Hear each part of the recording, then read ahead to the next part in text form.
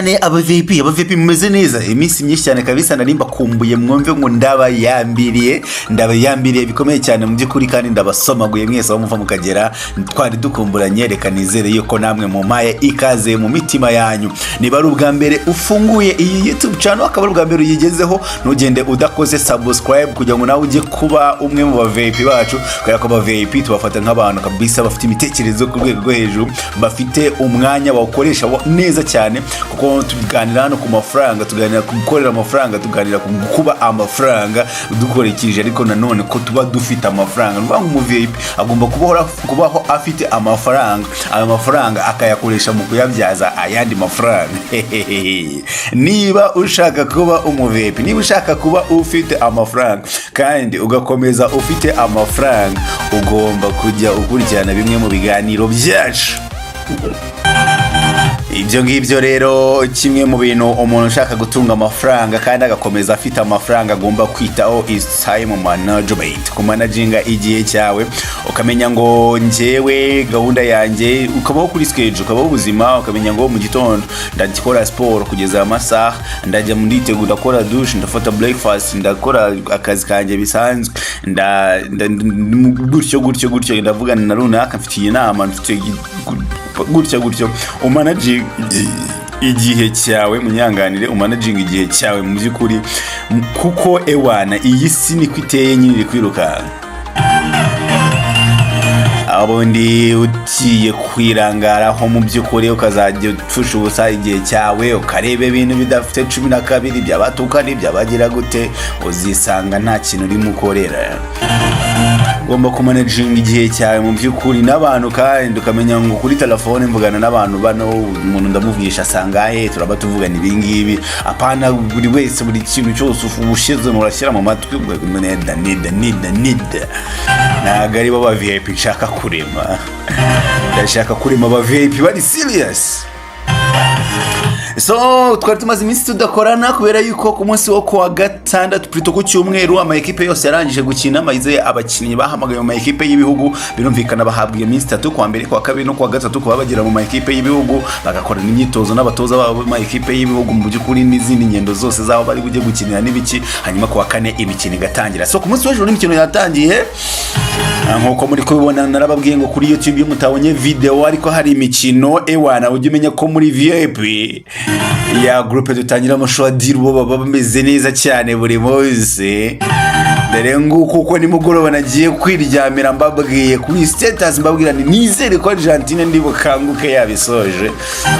ko yakinnye mu rukerera cyane nayinaniwe cyane nayinkeneye kuruhuka ntabwo nigize nyireba ariko urabona ko ku munsi w'ejo byabagendekeye neza cyane aba VIP kabisa bari muri groupe yo ewana bahora bameze neza cyane dore ngizo match bari bafite mu by'ukuri bari bafite nkuko mbikubwiye equipe ya Argentina kuza kuba itsinda umukino bari banafite kandi equipe ya Turkiya kuza kuba ibona gorazo ya Turkiya iri kubiye neza cyane bari bafite kandi equipe y'igihugu ya Spain gutsinda Bulgaria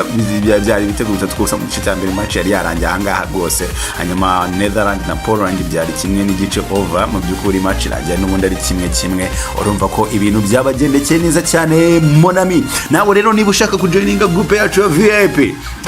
twandikire kuri iyo nimero ubona kuri screen yawe ni 079 448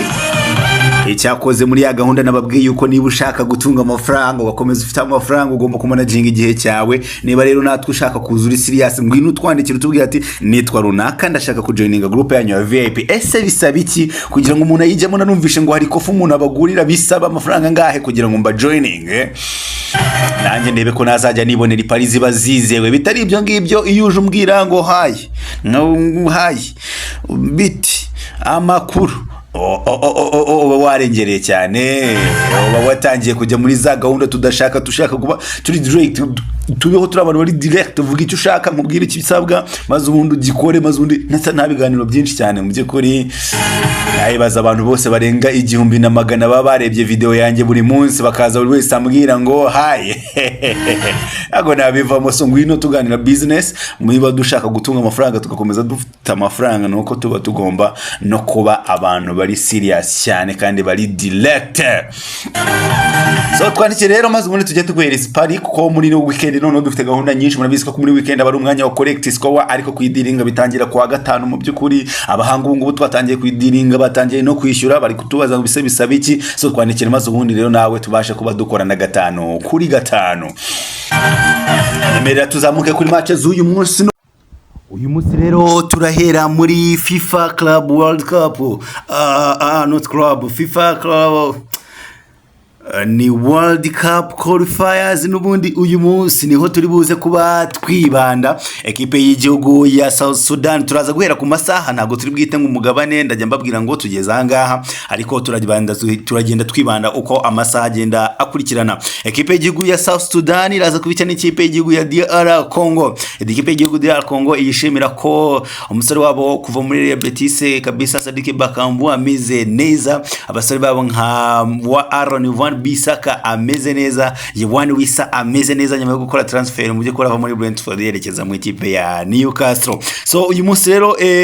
ikipe ya Congo irakina saa 9 n'ikipe y'igihugu ya South Sudan. Ndaza kugusaba Congo kuza kuba itsinda uyu mukino. Hanyuma Lesotho na South Africa kabisa, urabizi ko South Africa na Lesotho bari mu ikipe itsinda rimwe